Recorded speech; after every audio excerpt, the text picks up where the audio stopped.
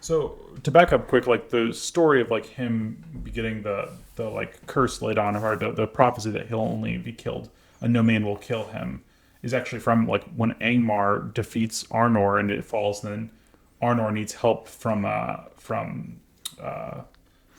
I am The elves, maybe, the or elves who live in Rivendell? Rivendell. Thank you. Yeah. And it's actually Glorfindel and the King of Men, so Aragorn's like ancestor at the time, who are fighting the Witch King, and the Witch King's lost all his forces because they've teamed up together to beat him, and he's like charging the King of the Men, and the King of Men, his horse like gets scared, and he like swerves away, and the Witch King is taunting him like, "Oh, you like can't face me," and the guy's really mad. He's gonna go chase the Witch King, and Glorfindel's like, "I wouldn't chase him because no man will ever kill him." And it's interesting because we see Glorfindel actually plays a pretty large role in the books, even though he's not included in the movies. Yeah. He's actually the one who lays his prophecy on the Witch King. So it's like really interesting that he's the only one who dies. I think it's also very significant that when we see of like Tolkien believed that like the Witch King is sort of like the worst of men or men's biggest fears, is like maybe in some ways it's very significant that like he's beaten by a woman, but also that like whenever we talk about like the situation, it's like the king of Rohan is like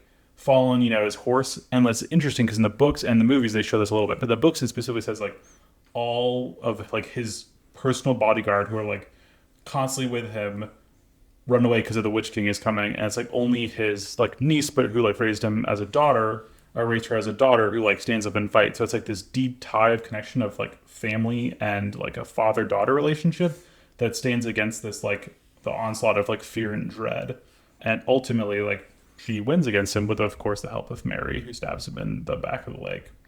But yeah. Right.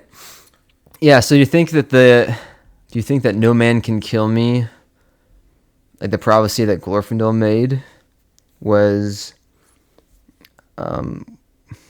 as in like no human, or is he saying? Do you think actually that it's not a man, it's a female? Yeah, I mean, I don't know the textual things, but I Yeah. guess that it's sort of meant to prophesy that like an elf or something would be the Witch King. That would be sort of the thought that I think most people would think of, because typically Tolkien uses the word man not to mean you say she elf or something, right? You don't say like a woman elf or something or a man elf. Therefore, I think it's sort of the idea is that it'd be an elf or a dwarf maybe who would kill him.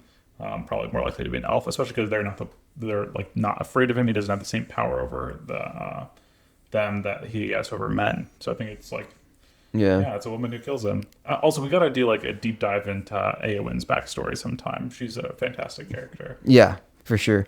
I think it's interesting to note, and of course, without Tom Bombadil on the story, you can't really talk about the fact that Mary has a Morgul blade, or no, not a Morgul blade, but Mary has a sword that was crafted An Arnor blade, because they right were originally the enemies of of Angmar. of So Angmar, they right? actually created weapons that could harm the Nazgul because they were fighting them all the time. So Exactly. yeah, Yeah. So I think that was probably a big point of why Eowyn was really able to kill the Witch King. yeah, for sure.